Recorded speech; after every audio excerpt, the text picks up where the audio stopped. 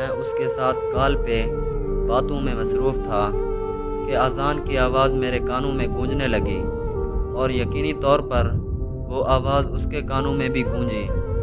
دوران اذان ہم دونوں خاموش رہے۔ اذان کے اختتام پر اس نے مجھ سے کہا، آپ نماز پڑھنے جائیے۔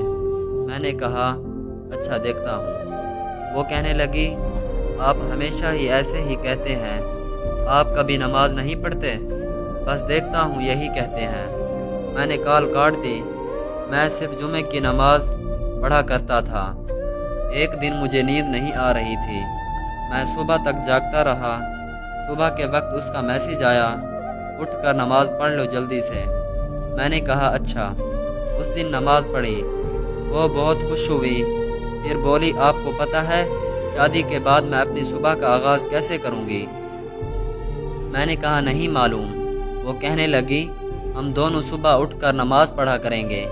میں آپ کے پیچھے جائے نماز بچھا کر نماز ادا کروں گی۔ میں نے کہا انشاءاللہ۔ اس کے بعد میں سو گیا۔ اس بات کو 2 سال بیت گئے۔ اب میری کوئی نماز قضا نہیں ہوتی۔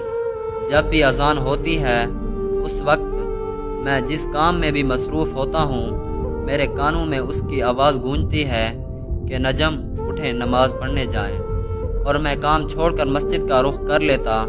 جب تہجد پڑھتا ہوں اپنے پیچھے کچھ فاصلے پر جائے نماز بچھاتا ہوں اور آنکھیں بند کر کے یہ محسوس کر لیتا ہوں کہ وہ میرے پیچھے ہی تہجد ادا کر رہی ہے۔ پھر دونوں جائے نماز کو تہہ لگا کر ایک ساتھ الماری میں اس جگہ رکھ دیتا ہوں جہاں اس کی تصویر رکھی ہے، اور جب بھی جائے نماز اس جگہ رکھنے لگتا ہوں کچھ لمحوں کے لیے سب کچھ رک جاتا ہے۔ اس وقت بس اس کی یادیں اور میرے آنسو جاری رہتے ہیں۔